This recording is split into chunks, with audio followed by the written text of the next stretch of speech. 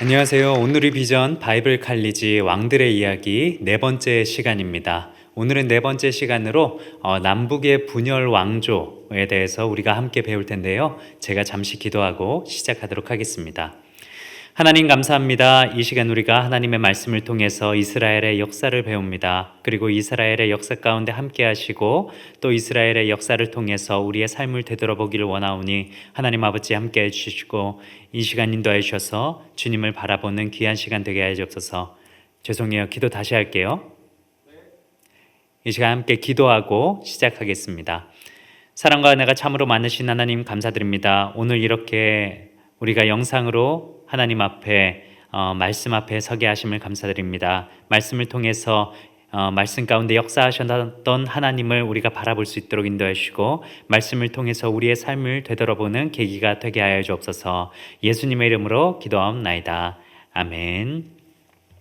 네, 오늘 함께 보는 내용은 우리 분열 왕국에 대한 내용을 함께 보기를 원합니다. 지난주에 우리가 배웠던 내용을 함께 보시면 사울 그리고 다윗 그리고 그의 아들 솔로몬 왕 때까지는 이스라엘이 12지파의 하나의 왕으로서 이제 통일 왕국을 가지고 있었지만 그런데 솔로몬 왕의 그런 잘못으로 인해서 이스라엘이 두 나라로 쪼개어지게 되죠. 여러분들도 아시다시피 이제 솔로몬이 하나님께서 명령하신 그런 우상 신전을 짓지 말고 또 이방 신을 섬기지 말라 하는 것들을 이제 어겼습니다. 이방에 있는 여인들과 많이 정치적인 그런 목적으로 결혼을 해서 결국에는 이방 신들이 이스라엘에 유입이 되게 되는 그런 안타까운 결과를 가져오죠. 그래서 하나님께서 결국에는 솔로몬 다음부터는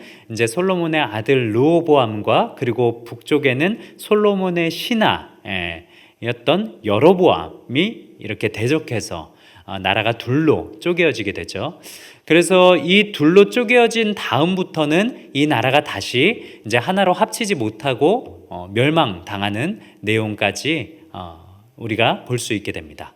그래서 오늘은 어떻게 이제 이 나라가 어떻게 해서 쪼개어지게 되는지 솔로몬 이후부터 분열 왕국이 된 개요를 함께 좀 살펴보도록 하겠습니다. 그럼 지금부터 준비된 PPT 자료를 통해서 우리가 함께 공부해 보도록 하겠습니다. 네, 분열 왕국입니다. 분열 왕국은 이제 솔로몬 이후부터 어떤 내용을 통해서 이스라엘이 반으로 나뉘어지게 됐는지 그거를 우리가 함께 볼 텐데요. 내용은 열왕기상 12장부터 시작합니다. 열왕기상 11장까지는 이제 솔로몬의 내용이 잘 나와 있지만 12장부터는 이제 여러 왕들이 탄생하게 된 계기에 대해서 나오는데요.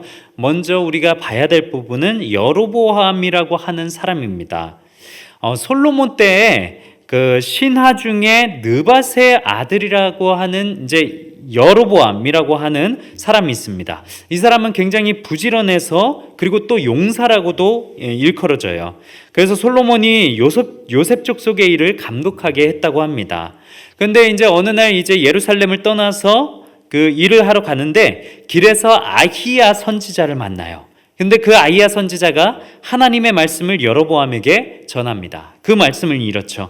내가 이 나라를 솔로몬의 손에서 찢어서 빼앗아 10지파를 내게 주고 솔로몬이 나를 버리고 시돈 사람의 여신 아스다롯과 모압의 신 그모스와 암몬 자손의 신 밀곰을 경배하며 그의 아버지 다윗이 행함 같지 아니하며 내 길로 행하지 아니하며 나 보기에 정직한 일과 내 법도와 내 율례를 행하지 아니했다. 하나님께서 분명히 말씀하시죠. 그가 잘못을 한 것은 나를 버리고 시돈 사람의 여신, 아스다롯, 그모스, 밀곰, 이런 것들을 경배했다.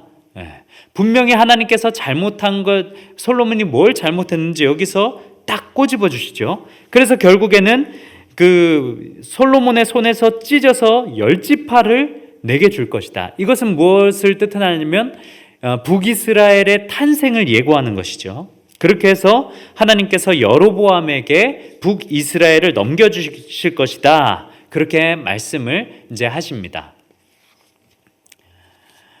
그 다음에 우리가 살펴볼 사람은 르호보암입니다. 르호보암은 솔로몬의 아들입니다. 르호보암이 솔로몬이 죽자 이제 그 대를 이어서 아들이 되는 왕이 되는데요. 그 백성들이 이제 르호보암에게 찾아옵니다. 솔로몬을 향해서 가지고 있던 불만이 무엇이었냐면 솔로몬이 성전과 궁전을 짓는 일에 20년을 이제 투자를 했는데 그때 18만 명이 넘는 이제 사람들을 시켜서 이 성전과 궁전을 이제 짓게 했죠. 근데 그것을 가지고 이제 불만이 있었던 모양입니다. 아들 르호보암에게 찾아와서 이 고역으로부터 자유를 줄 것을 요청합니다. 이제는 좀 우리들에게 아버지 솔로몬이 했던 것처럼 힘든 일을 좀 그만시켜 주십시오 라고 했는데 르호보암이 이 마음을 받아주지를 못해요. 내 아버지께서 너희에게 무거운 멍에를 매게 하였으나 이제 나는 너희의 멍에를 더욱 무겁게 할 것이다 라고 얘기합니다. 내 아버지는 채찍으로 너희를 징계하였으나 나는 정갈 채찍으로 너희를 징계하리라. 네, 이렇게 아주 사람들을 더 힘들게 할 것이다 라고 예고를 합니다. 그래서 어떻게 되냐면 유다와 베냐민을 제외한 나머지 10지파가 여로보암의 편에 섭니다. 여로보암이 그 당시 이제 득세를 하고 있는 상황이었거든요. 그래서 여로보암에 붙어서 르호보암과 여로보암이 이제 다투기 시작합니다. 결국에는 이 둘로 파가 나뉘어지게 되고 전쟁을 하는 데 있어서 그 준비를 하고 있는데 르호보암은 유다 베냐민 지파에서 18만 명을 모아서 여로보암과의 전쟁을 준비합니다. 그런데 선지자 스마야가 르호보암 앞에 나타나 이렇게 이야기하죠. 여호와의 말씀이 너희는 올라가지 말라. 너희 형제 이스라엘 자손과 싸우지 말고 각기 집으로 돌아가라. 이 일이 나로 말미암아 난 것이라. 그렇게 하나님의 말씀을 전합니다. 결국에는 이렇게 나라를 반으로 가른 것은 하나님께서 하신 것이기 때문에 너희들은 각기 집으로 돌아가라. 그래서 결국엔 르호보암과 여로보암이 각기 돌아가게 되고 남북이 분열되기 시작했죠. 그래서 결국에는 남유다는 르호보암으로부터 이제 왕이 시작되고 그리고 북이스라엘은 여로보암을 왕으로 세워서 그렇게 두 나라로 나뉘어지게 됩니다. 우리나라와 굉장히 지금 비슷한 모습이죠. 그 남한과 북한으로 나뉘어져서 그렇게 아직까지도 이제 하나로 합쳐지지 못하고 있는 상황인데 그것처럼 이 두 나라는 나중에 바벨론에 의해서 그리고 아수르에 의해서 멸망당할 때까지도 하나로 합쳐지지 못합니다. 네, 그 다음에는 이제 그 남유다와 북이스라엘의 왕들이 어떻게 나뉘어져 있는지 표를 통해서 정리를 해봤는데요. 그 독특한 것은 이제 남유다는 20왕이 있었고 북이스라엘은 19명의 왕이 있습니다. 그런데 남유다는 그 주황색 테두리를 보시면 아시다시피 하나의 왕조로 되어 있어요. 하나의 다 다윗의 계통입니다. 물론 이 가운데서 신하의 그 배반으로 인해서 죽임당한 사람이 있긴 했지만 그 죽었더라 해도 그의 아들이 이어서 왕위를 이어봤거든요. 그래서 하나의 왕조로 이어져서 무려 393년 6개월이라는 시간 동안 통치를 하게 됩니다. 성경에 나와 있는 년수를 그대로 더하면 393년 6개월이라는 숫자가 나옵니다. 그런데 북이스라엘을 보면 띠가 여러 개예요. 여로보암과 나답이 하나의 띠, 바사와 엘라가 하나의 띠, 시므리, 그리고 오므리, 아합, 아하시아, 여호람, 이런 식으로 총 9개의 왕조로 나뉘어집니다. 나답에 이어서 그 다음으로는 다른 핏줄인 바하사가 왕이 되고 그리고 다른 핏줄인 시므리, 또 다른 핏줄인 오므리, 막 이런 신하들의 그 반란에 의해서 죽임을 당하게 되고 이런 식으로 해서 하나의 왕조로 이루어진 유다와는 달리 9개의 왕조, 왕조라고 말하기도 뭐한데요. 계속해서 다른 좀 이렇게 반역에 의해서 그렇게 왕들이 이어져 내려옵니다. 북이스라엘의 그 연수는 남유다보다 훨씬 짧은데요. 241년 7개월 7일입니다.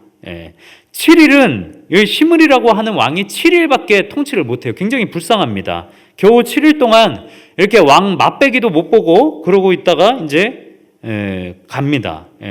그렇게 가셔요. 그렇게 해서 이렇게 이스라엘과 남유다의 왕들이 이런 역사를 지녔다는 것. 그리고 지금 보시는 표는 하나님 보시기에 선한 왕과 그리고 악한 왕들이 있습니다. 예. 이렇게 그 왕들이 쭉 이어져 있는데요. 하나님께서 보시기에 선한 왕은 8명, 그리고 남유다의 8명, 그리고 남유다의 악한 왕은 12명인데 반해서 북이스라엘은 어떠십니까? 모두 악한 왕들입니다. 예, 모두 악한 왕들. 근데 여기서 볼 때는 그 분명히 정치적으로 득세했고 굉장히 오래 산 사람들이 있어요. 지금 표에 보시면 가장 맨 밑에서 이제 왼쪽에서 두 번째 보시면 므낫세라고 하는 왕이 있습니다. 이 왕은 하나님이 보시기에 정말 너무나 악한 왕이었는데 무려 55년 동안이나 통치를 해요. 예.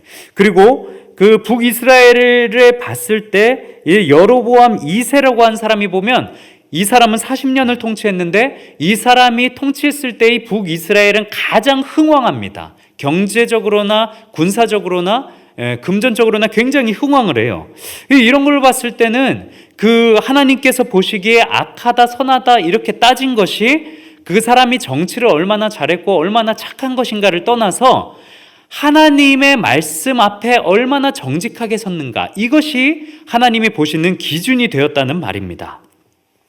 그런데 그 중에 가장 큰 기준은 무엇이냐면 그 이방 산당을 섬겼는가 섬기지 않았는가, 우상신을 섬겼는가 섬기지 않았는가, 이런 것들이 좀 기준이 되는 것을 성경을 보면 알 수가 있어요.